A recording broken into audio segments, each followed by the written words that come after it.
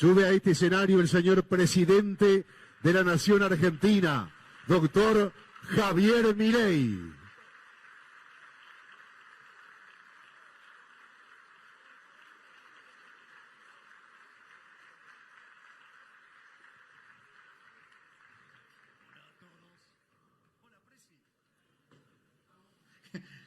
Hola a todos. Si no, no soy yo. Bueno, buenas noches. Muchas gracias a la Fundación Libertad por permitirme ser parte de esta reunión,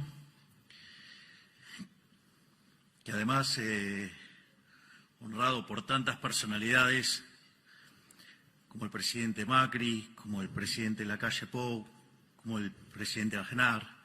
Así es que la doctora Bullrich, genia Patricia. Así que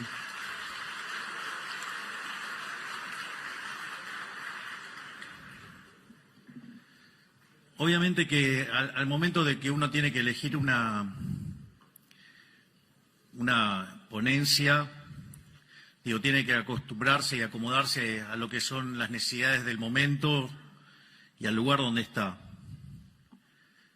Y dada la discusión, digamos, que hoy está tan presente en Argentina sobre el tema de la inflación, sobre la discusión del tipo de cambio y ese tipo de cuestiones, y dado que estoy frente a un público calificado, un público que está acostumbrado a recibir análisis económico, la intención de esta charla es básicamente contarle cómo es nuestra visión de cómo enfrentar y atacar y exterminar de una vez por todas el problema de la inflación en Argentina, que tiene una fecha de inicio clara, que es cuando se creó esa institución nefasta que está en Reconquista 266, llamada Banco Central de la República Argentina.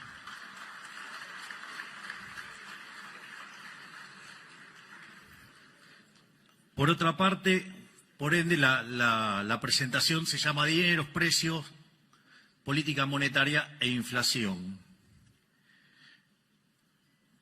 Otra cosa que descubrí, que en la interacción con distintos economistas locales, es que la gran mayoría de los economistas locales, profesionales y de renombre, no tienen idea de algo tan importante en esto, que es el problema del ancla nominal.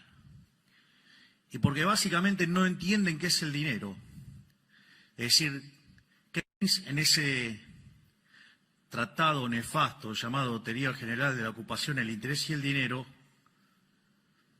causó un daño tan grande que todavía, digamos, seguimos heredando algunos problemas de definición de marco conceptual que hace que nos equivoquemos tanto y tan seguido los economistas. De hecho, recién en el auto repasábamos un chiste que decía, digamos, de las últimas 5 recesiones, ¿cuántas pronosticaron los economistas? 9. Digo, más allá de los chistes de esto, entonces, digo, resulta fundamental y clave entender qué es el dinero. O sea, lo que uno se da cuenta es que discuten el problema de la inflación y no entienden qué es el dinero. Entonces, está el coloso está Federico Sturzenegger. Qué placer, que lo acabo de ver. Gracias, Federico. Entonces, básicamente lo que yo voy a hacer es una introducción sobre qué es el dinero y a partir de ahí, digamos, voy a derivar la naturaleza monetaria de la inflación, voy a desmitificar algún tipo de cuestiones que andan dando vuelta y después voy a discutir la coyuntura presente sobre el trabajo enorme que está haciendo Luis Caputo, Santiago Bausili y todo su equipo, de quien estoy verdaderamente, profundamente orgulloso.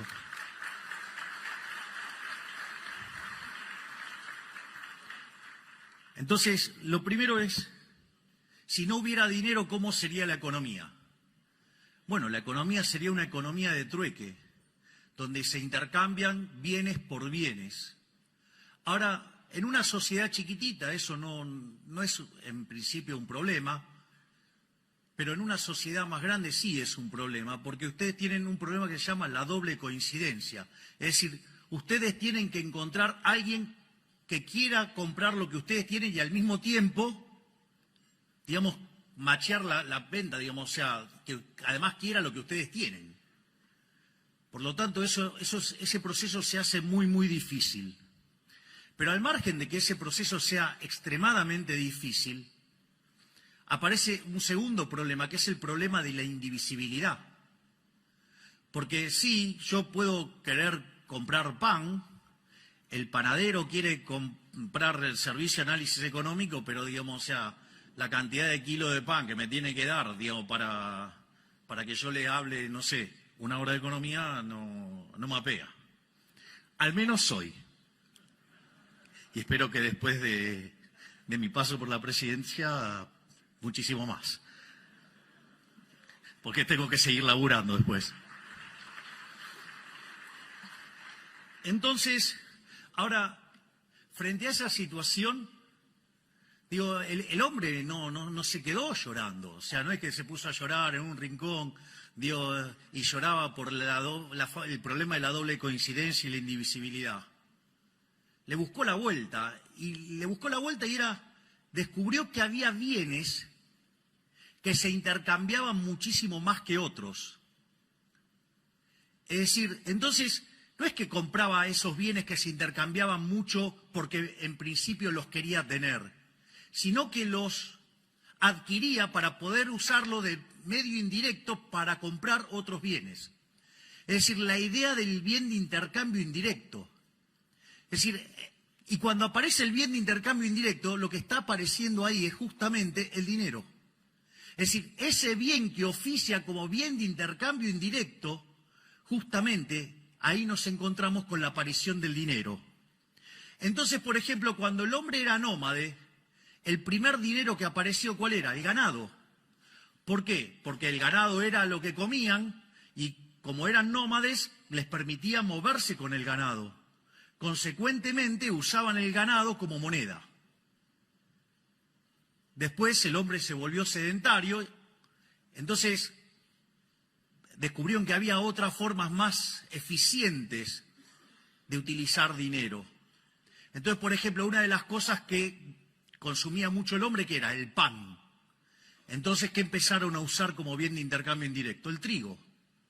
Entonces, no es que compraban y vendían trigo porque les interesaba el trigo per se, sino que en realidad lo usaban mucho, ¿por qué? Porque era un bien de intercambio indirecto. Ahora, no solo eso. Después, por ejemplo, digo, cuando uno dice el término salario, ¿sí? ¿Y por qué era salario? Porque básicamente se pagaba en sal. ¿Por qué era tan importante la sal? Miren, si había personas que le iba muy bien, digamos, en la antigüedad, era la gente que llevaba por todos lados que especies. ¿Por qué? Porque les permitía que tenga gusto algo la comida. ¿Ustedes se fijaron en lo que es comer la comida sin nada de condimento? Es una inmundicia. Digo, se lo digo, no sé cómo es lo gracioso, pero traten de hacerlo, es una cosa horrible. En especial, fíjense que es lo que le pasa cuando se ponen a dieta. Digo, hay algunas dietas que son un poquito más complicadas, sobre todo la de gasto público. Pero bueno.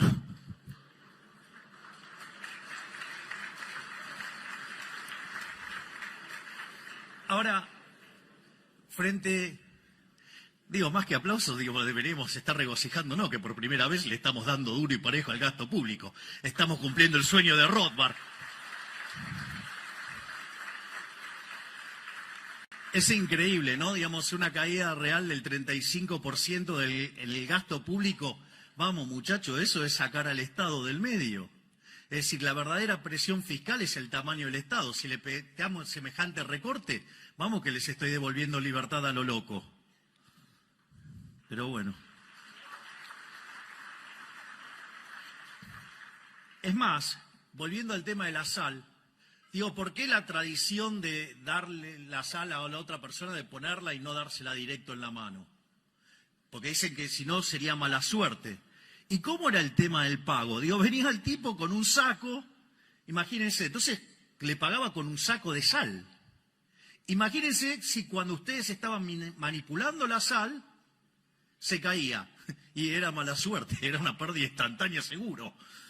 En ese contexto, por eso digamos que se apoyaba la sal y se pesaba, y ahí se hacía el intercambio.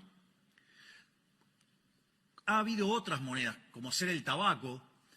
Es más, cuenta una historia Milton Friedman en una de sus conferencias que dice que en la Alemania, digamos, después de la Segunda Guerra, cuando viene la hiperinflación, usaban clavos, usaban coñac, y dice que es la definición de dinero líquido más líquida que había conocido. O sea, había encontrado el verdadero M1. Digo, chistes de economistas, no se hagan problema. O sea, la próxima charla vengo con los subtítulos.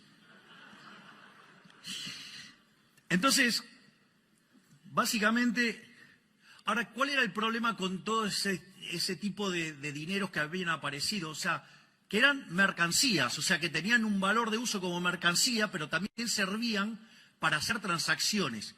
Entonces, y eso oficiaba como dinero. O, digamos, cuando trabajamos en microeconomía y empezamos en equilibrio general, hablamos de numerario. Ahora, ¿cuál es el problema, digamos, de ese tipo de monedas?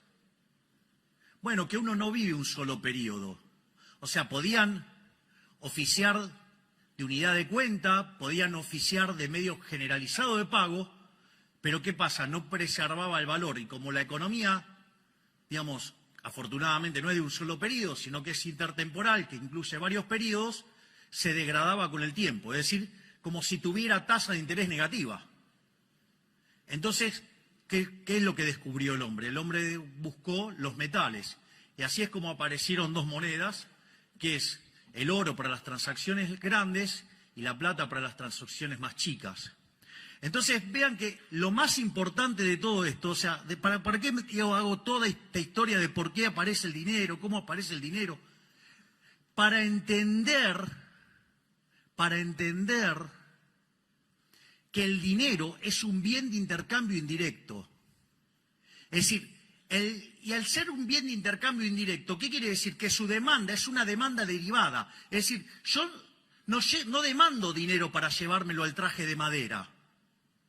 Si yo demando dinero para hacer transacciones y básicamente quiero utilizar ese dinero, ¿sí?, para financiar un sendero de consumo a lo largo de toda mi vida. Es decir, por eso uso dinero. Ahora, si yo, entonces, el dinero tiene esa connotación, esa característica, ¿de qué depende entonces la demanda de dinero? Y ahí es donde nos empezamos a encontrar con estos problemas.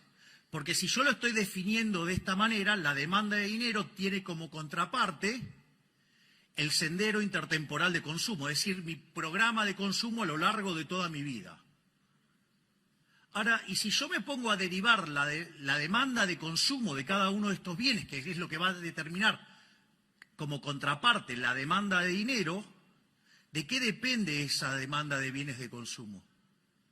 Y en el fondo, esa demanda de bienes de consumo van a depender de lo que, en paz descanse, decía Robert Lucas Jr., que depende de los parámetros profundos.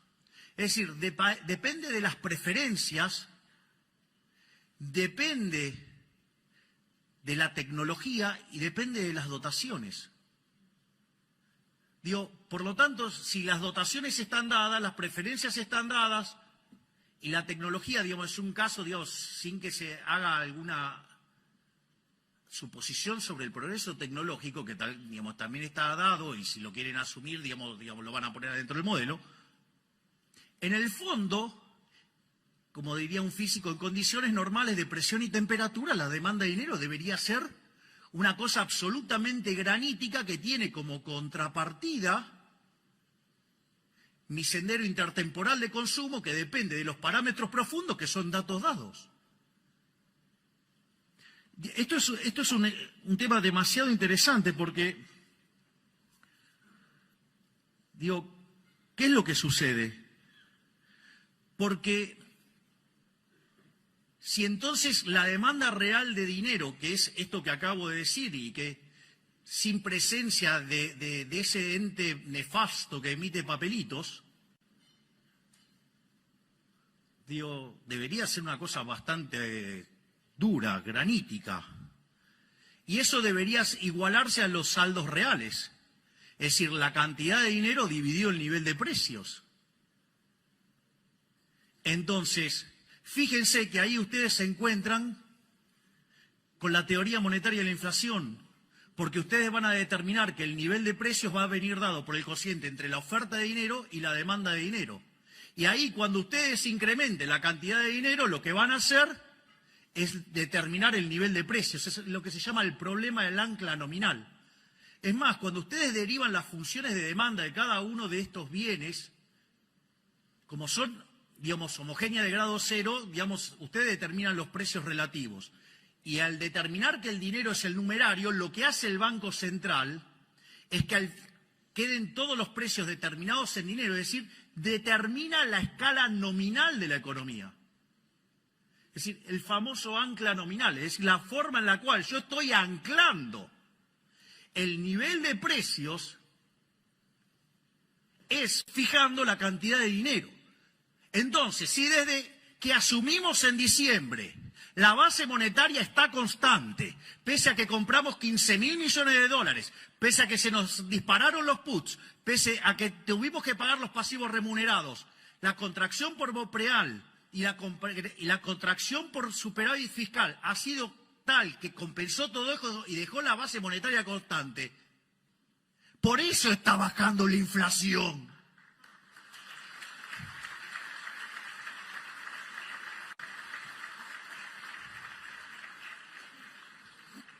Después voy a seguir con los temas que tienen que ver con la actualidad.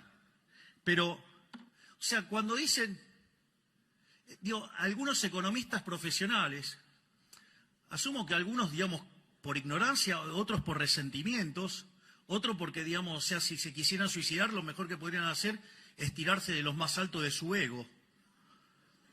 Que quedarían hechos un huevo frito abajo. Es decir, no hay plan de estabilización. ¿Y cómo es que baja la tasa de inflación? ¡Qué magia! No, dejamos constante la cantidad de dinero. Es más, cuando ustedes hacen la configuración de un programa de estabilización, tiene básicamente 3 elementos centrales. Tienen una política fiscal, tienen una política monetaria y tienen una política cambiaria. En el plano cambiario nosotros nos encontramos con una brecha del 200%. Es increíble porque aparecen algunos economistas diciendo, no, bueno, pero el atraso cambiario. Acá hay un problema de atraso cambiario. Ahora, esos mismos que dicen que hay un problema de atraso cambiario son los mismos que decían que había que poner el dólar a 600 y tenían una hipótesis de inflación más alta. Nosotros lo pusimos por el equivalente a 1000 y tenemos menos inflación. Podrían ser por lo menos, no sé, coherentes para ser intelectualmente no tan deshonestos. Ese es una de las cosas. La otra parte es la política fiscal. Déficit cero. ¿Qué decían? No, es imposible conseguir el déficit cero en el 2024. Y nosotros empezamos a orejear los números y hablábamos con Tota y me decía, me parece que alcanzamos el déficit cero en marzo. ¿Para qué? Me puse no bullish. El pobre Guillermo Franco sufriendo. ¿Qué tal, Guillermo? ¿Cómo está? Tire la ley base, haga lo que quieran. Total, con esto, digamos, el programa, vamos a lograr todo esto a pesar de la política. Y vaya que lo estamos haciendo.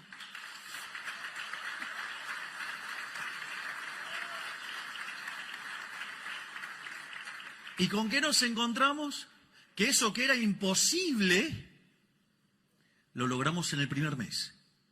En enero alcanzamos el equilibrio financiero, es decir, tuvimos superávit primario y además pagamos los intereses, o sea, alcanzamos el equilibrio financiero. Entonces, ¿qué dijeron, digamos, la manga de pifiadores? En lugar de reconocer que le pifiaron, no, bueno, es muy poquito de motosierra y es mucha licuadora. Digo, pregunten qué pasó con la obra pública. Pregunten qué pasó con las transferencias discrecionales. Pregunten qué pasó con los intermediarios de los planes. Pregunten qué pasó con la cantidad de empleados públicos. Me parece que la motosierra es un poquitito más grande. De hecho, la mayor parte del ajuste es motosierra. Y les voy a decir algo, a veces la licuadora, si se vuelve permanente, también es motosierra. Que quede claro, entonces. Es decir, con lo cual, digamos, o sea, la motosierra final es cuestión de tiempo, hasta que terminemos de estabilizar. Es más, y aquellos que dicen, no, bueno, pero ustedes no son liberales, subieron los impuestos. Ah, ¿subimos los impuestos?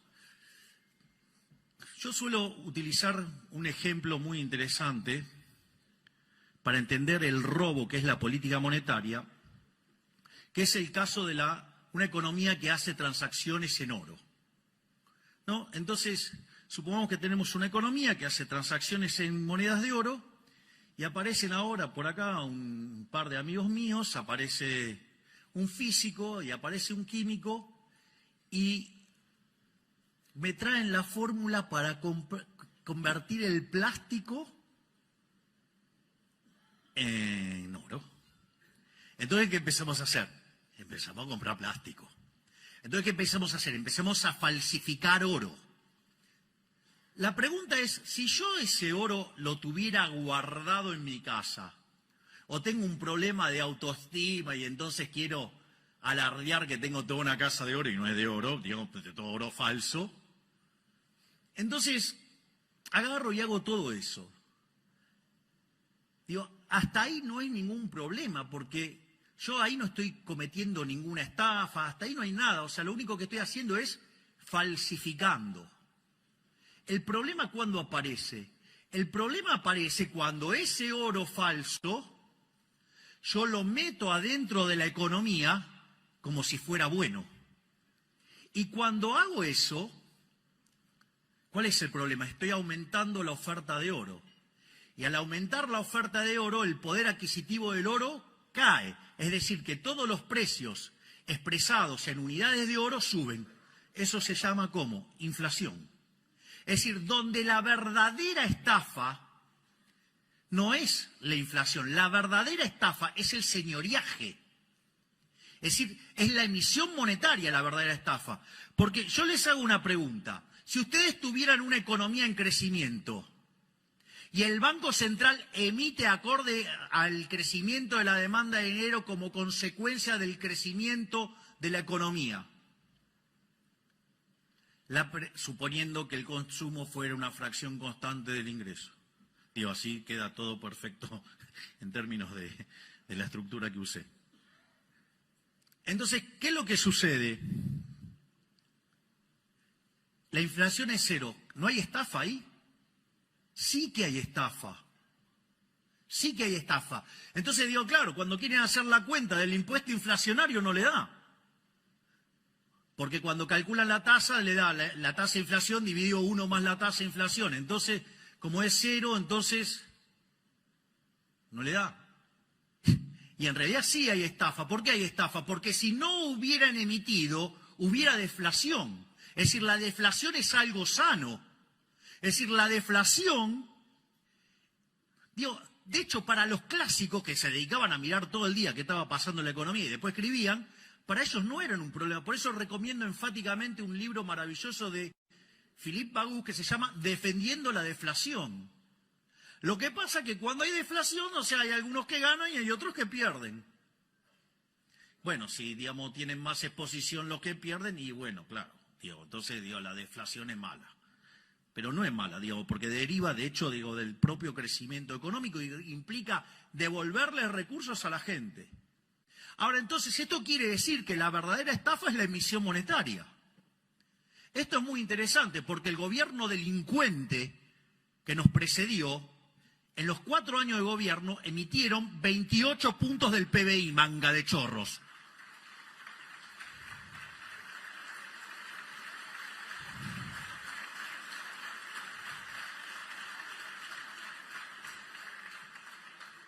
No solo eso, porque de esos 28 puntos del PBI, en el último año emitieron 13 puntos del PBI. Y si ustedes consideran, entre, digamos, la emisión directa y la emisión indirecta, y si ustedes consideran que la base monetaria, no la amplia, sino la base monetaria básica, es 2,6% del PBI, nos dejaron implícito solamente en eso una multiplicación del nivel de precios por 5 veces. No solo eso, además nos dejaron un banco central quebrado, donde había una relación de pasivos remunerados de 4 veces a 1. No solo eso, sino que además nos dejaron sobrante monetario. Claro, cuando ustedes hacían toda la cuenta, digamos, básica, eso daba que nos íbamos a encontrar con una inflación en torno al 15.000%. Digo, ese chico, el soviético, el que está en la provincia, ya no es exageración. Eso era una exageración, decía, eso no pasa. Y la realidad es que cuando nosotros, digamos, entramos en diciembre, en la primera semana, los precios venían creciendo al 1% diario. Eso anualizado daba 3.700% anual. Dicen, no, pero si sumo 1 más 365 veces me da 360. O sea, ni siquiera saben el cálculo de cómo es la inflación, que es una exponencial. Así estamos. Después, cuando ustedes toman las 2 primeras semanas, porque digamos el gobierno anterior había dejado un montón de controles de precios y los liberaba todo justo antes de que asumiéramos nosotros. Ahí la inflación se aceleró al 7.500% anual. Y hay algunos caraduras, hay colegas intelectualmente deshonestos que niegan que había una hiperinflación plantada, que niegan que había un potencial de hiperinflación de en torno al 15.000%. Y cuando ustedes toman la inflación mayorista, la inflación del mes de diciembre mayorista dio 54%. Eso anualizado da 17.000. Es decir, nosotros asumimos con una tasa de inflación mayorista corriendo el 17.000%. Y esa inflación que corría el 17.000%, es decir, al 54% mensual, dada la obra enorme que está llevando a cabo todo mi equipo, hoy esa inflación mayorista es del 5%. Es decir, la bajamos en 90% al ritmo al que crece la tasa de inflación. Y no tenga duda que la vamos a exterminar.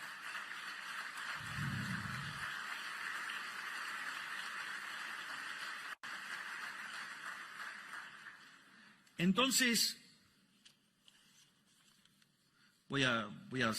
tenía toda una parte donde me peleaba con Keynes, pero la voy a omitir.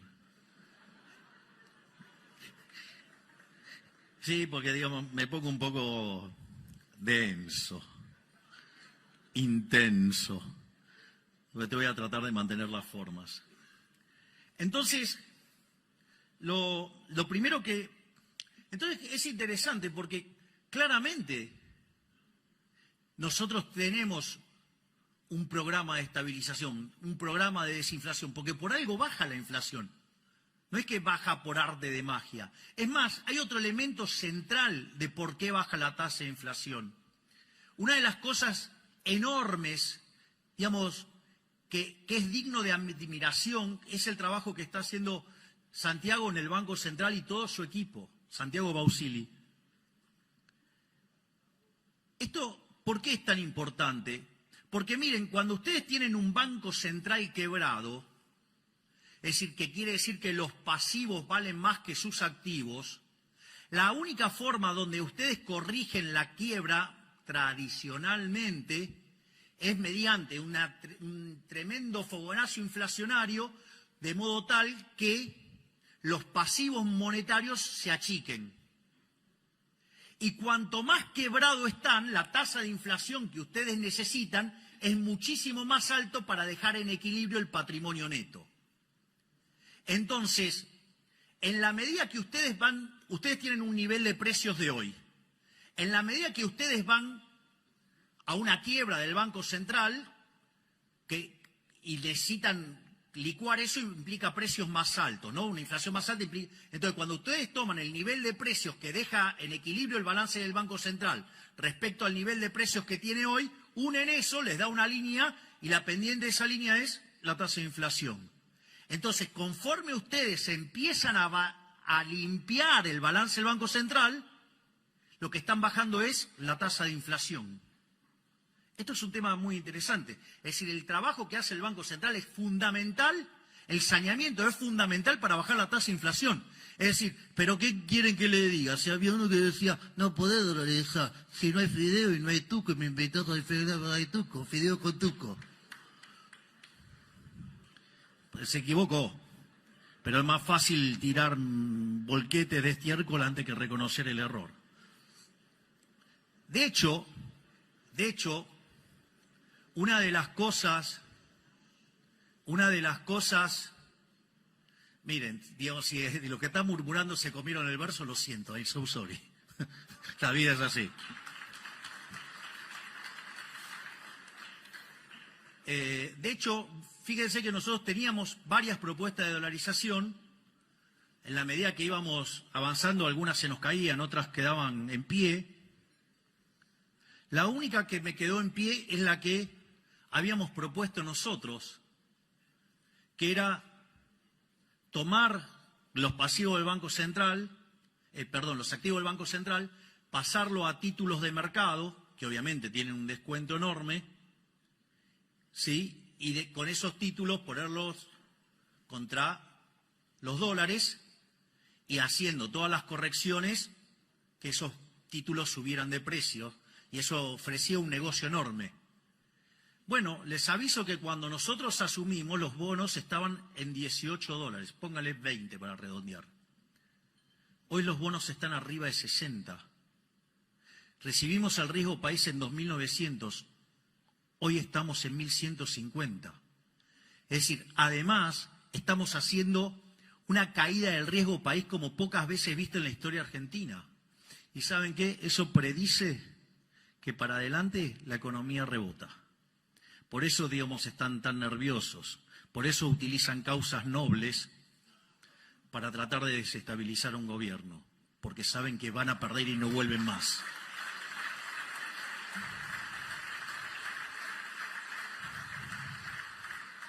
Por lo tanto, fíjense que cuando nosotros recibimos ese déficit monumental de 15 puntos del PBI, 5 en el Tesoro y 10 en el Banco Central, hoy, entre el ajuste que hicimos en el Tesoro y el ajuste que lleva hecho el Banco Central, de 15 puntos lo bajamos a 13. No solo eso, digamos, cuando termine el año le habremos devuelto al sector privado 15 puntos del PBI en ahorro. ¿Quieren saber cómo va a crecer la economía? Va a subir como pedo de buzo.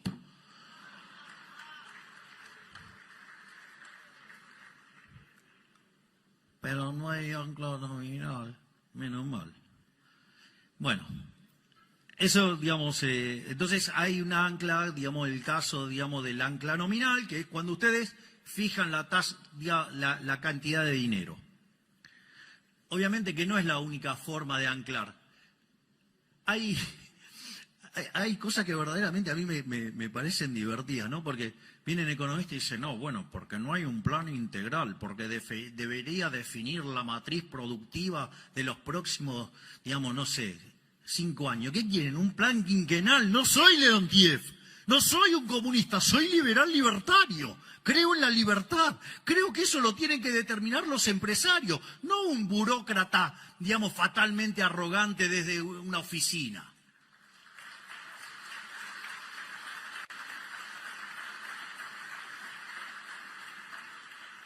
O cuando dicen, No, bueno, pero deberías fijar el sendero de precios, salarios, que no sé. Digo, de vuelta, muchachos, soy liberal, yo creo en el sistema de precios.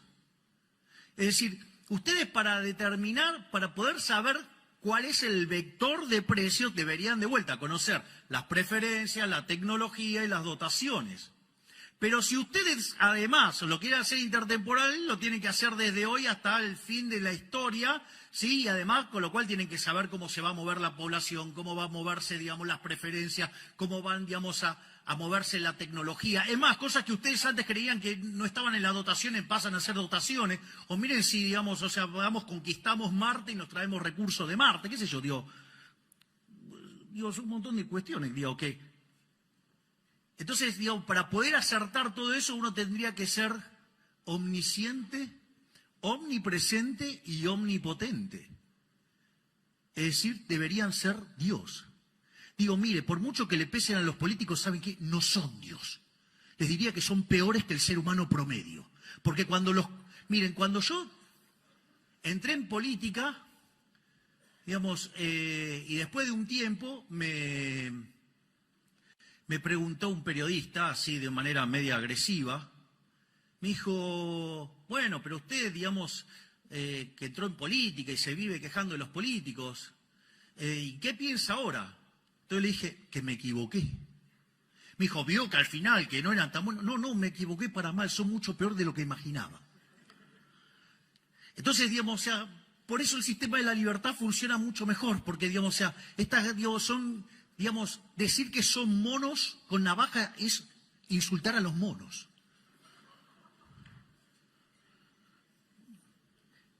Entonces, digo, ¿cómo voy a estar fijando precios? No, tiene que fijar el sendero de los precios. ¿Cómo? Digo, están locos. O sea, soy liberal. O sea, digo, me da urticaria hacer eso.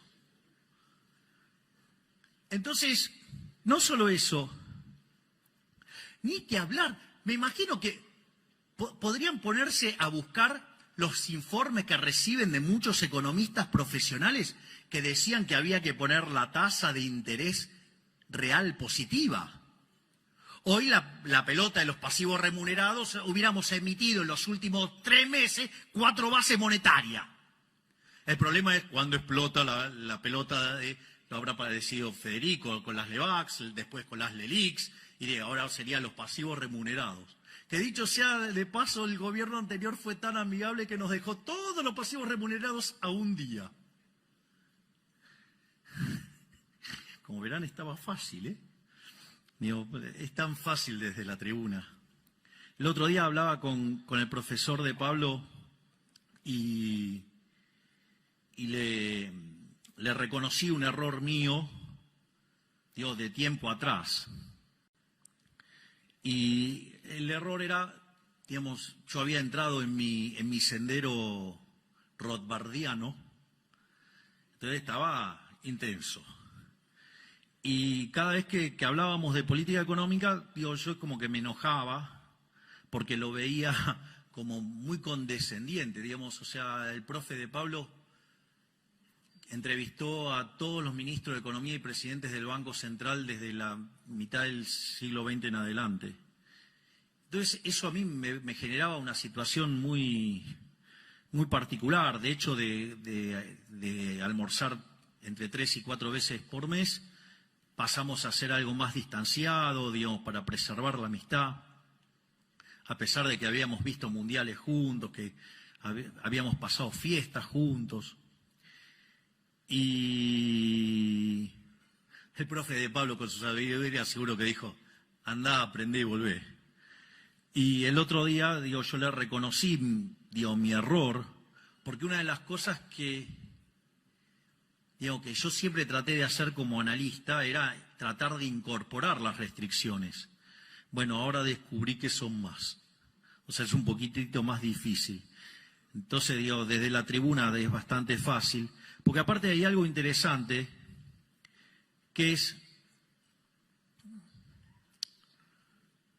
¿saben qué? Miren, ustedes van a ver un partido de Argentina, el partido de Argentina es muy lindo, las banderas, los cánticos, todo lo que usted quiere, es fabuloso. Pero los goles los hace Messi. Es decir, si ustedes quieren ganar, digamos, tienen que empezar a hacer goles. O sea, y la verdad que yo con mi equipo, digo, me siento que tengo a varios Messi adentro del equipo, siento que Toto es Messi, siento que Patricia es Messi, siento que Sandra es Messi, siento que Diana es Messi, siento que cada uno, pienso que Guillermo es Messi, que todos ellos son un Messi en su puesto, por decirlo de alguna manera. La verdad que estoy muy feliz con el excelente equipo que formamos. Y la verdad es que, digamos, para hacer esto hay que meterse, hay que meterse. Digo, si no, nos van a gobernar los orcos. Y otra cosa que recomiendo, digamos, para tener en cuenta, que los orcos lo entienden perfecto, pero parece que nosotros los liberales no somos tan vivos y no nos damos cuenta. El poder es un juego de suma cero. Si lo tenemos nosotros, no lo tienen ellos. Y ellos sí, eso lo entienden. Ellos pueden tener los bolsos de López y lo van a seguir negando. O sea, ustedes lo van a encontrar afanando y lo van a negar. Y nosotros empezamos, no, porque en realidad, como dijo un imbécil, este no es un gobierno liberal porque no liberó la droga. O que no bajamos los impuestos y sucede que le estamos devolviendo a los argentinos 15 puntos del PBI en términos de no señoriaje. Es decir, bueno, sí hay una sustitución de impuestos, pero digamos en el neto, digamos, el gasto público en términos reales está cayendo. Digamos, lo que diría Rothbard, la verdadera presión del Estado está cayendo. Es decir, digo, estoy cobrando menos, digamos, o sea, en el fondo voy a tener menos impuestos, porque tengo un Estado más chico. La otra forma, digamos, que se suele utilizar como ancla, se suele utilizar el tipo de cambio, es decir, fijar el tipo de cambio y usarlo como ancla. Eso tiene un sentido, porque en realidad el nivel de precios local, entonces, en ese caso vendría dado por el tipo de cambio, que está fijo, y por el nivel de precios internacionales. Y eso permitiría determinar el nivel de precios. Y cuando ustedes hacen eso, digamos, como siempre, la cantidad de dinero dentro de la economía viene determinado por la demanda de dinero. Entonces, dada la demanda de dinero, si ustedes emiten, lo que van a tener como contrapartida es pérdida de reservas. Digo, no sé, vieron que siempre, digamos, el kirchnerismo hizo lo mismo. Digo, fija el tipo de cambio porque cree que es el tipo de cambio el que determina el nivel de precio, lo cual es una burrada. Entonces fijan el tipo de cambio y emiten. ¿Y la consecuencia cuál es? Perdemos reservas. Entonces cuando no le gusta la pérdida de reservas, entonces ¿qué hacen? Ponen los controles. Y cuando los controles no son efectivos, porque digamos la gente se logra escapar, ¿sí? Entonces ¿qué hace? Mete ley penal cambiaria, porque entonces así, si ustedes deciden salir de la estafa del Estado, entonces ley penal cambiaria. ¿Por qué? Para que de esa manera aumente forzosamente la demanda de dinero y aumentar la base imponible del impuesto inflacionario. Un impuesto no legislado, un robo. Y después cuando yo digo que el que fugó la plata es un héroe, viene un imbécil y me hace un juicio. Es buenísimo. O sea, el chorro acusando al honesto. Más claro, imposible. Por eso no es que casualidad que tengamos 100 años de decadencia. Si tenemos la cabeza quemada del socialismo en la sangre.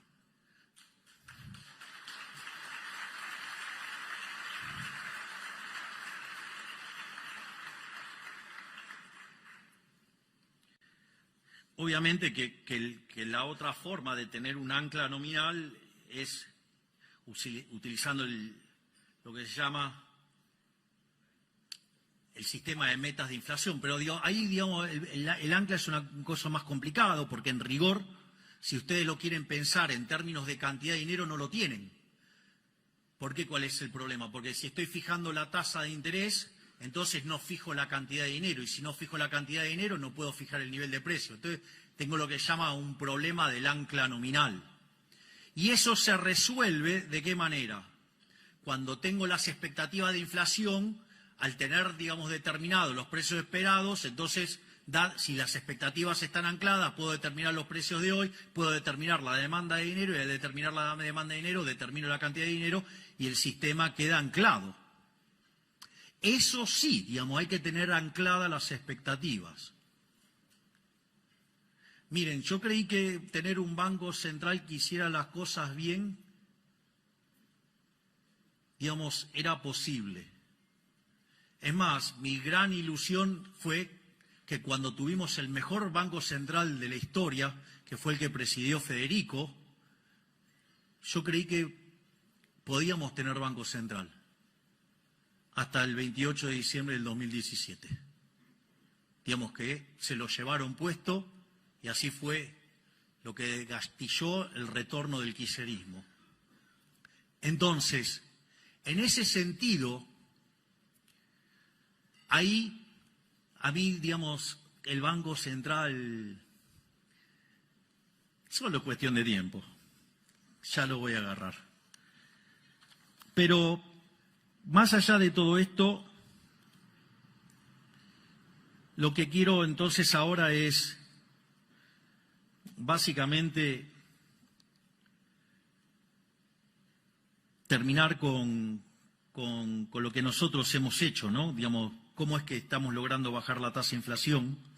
Y básicamente, de vuelta, como dije antes, un programa de déficit cero, donde atacamos de cuajo el gasto público, donde obviamente que en la primera parte sobrereaccionamos y el ajuste equivalente.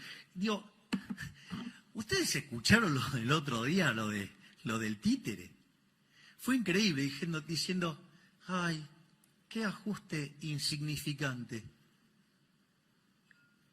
Dejó un déficit de más de 5 puntos del PBI. Nosotros lo llevamos a 0,2 positivo y si lo teman en términos anualizados, hicimos un ajuste de 7 puntos del PBI. Y el caradura dice, resultado insignificante. Les cuento que en los últimos 123 años de historia, Argentina tuvo déficit en 113. Quiere decir que tan fácil lo que estamos haciendo no era.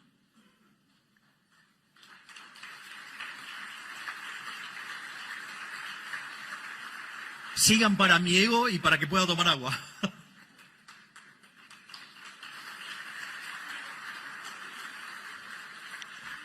Por otra parte, el saneamiento del Banco Central hizo que de tener un déficit cuasifical de 10 puntos del PBI, digamos, hoy ya está en 4 y va camino a 3.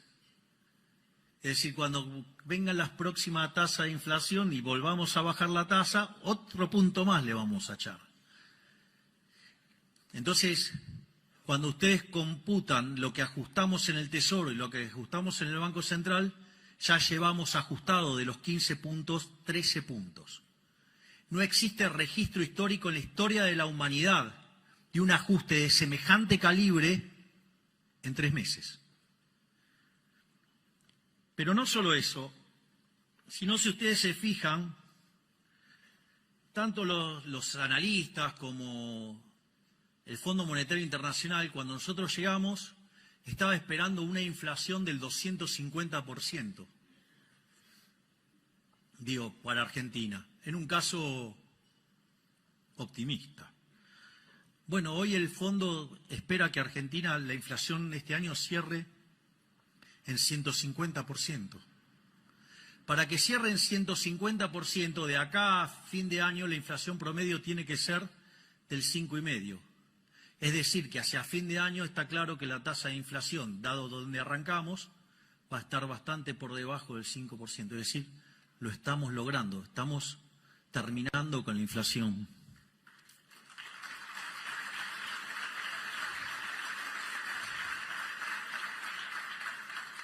Es más, no solo eso, sino que además el fondo siempre suele ser como muy agresivo en las proyecciones.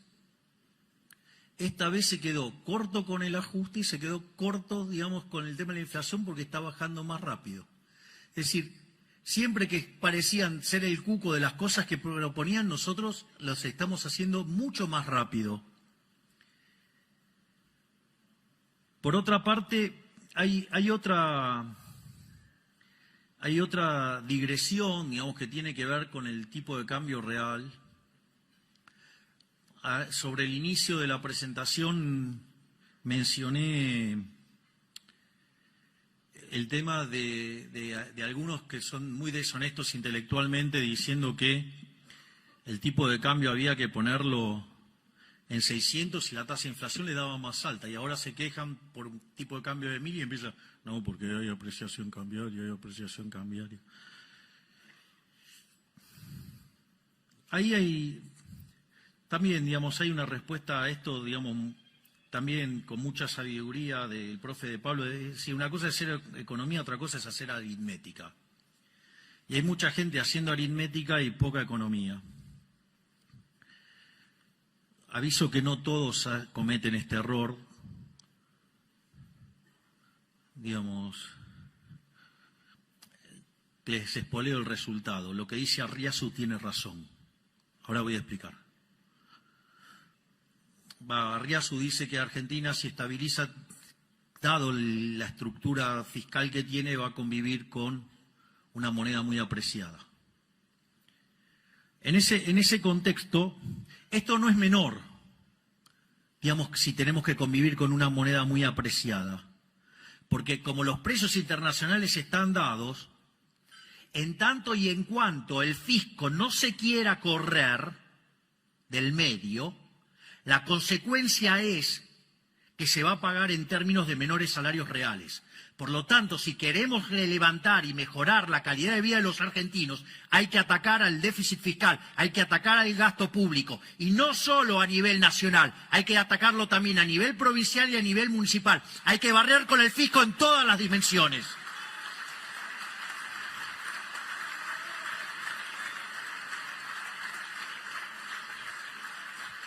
Esto es, la fuente de nuestro empobrecimiento, la fuente de que la gente no le alcance la guita, la fuente de que haya tantos pobres, tantos indigentes y que haya un montón de argentinos cagándose de hambre, es culpa de los malditos políticos que no quieran bajar el gasto público.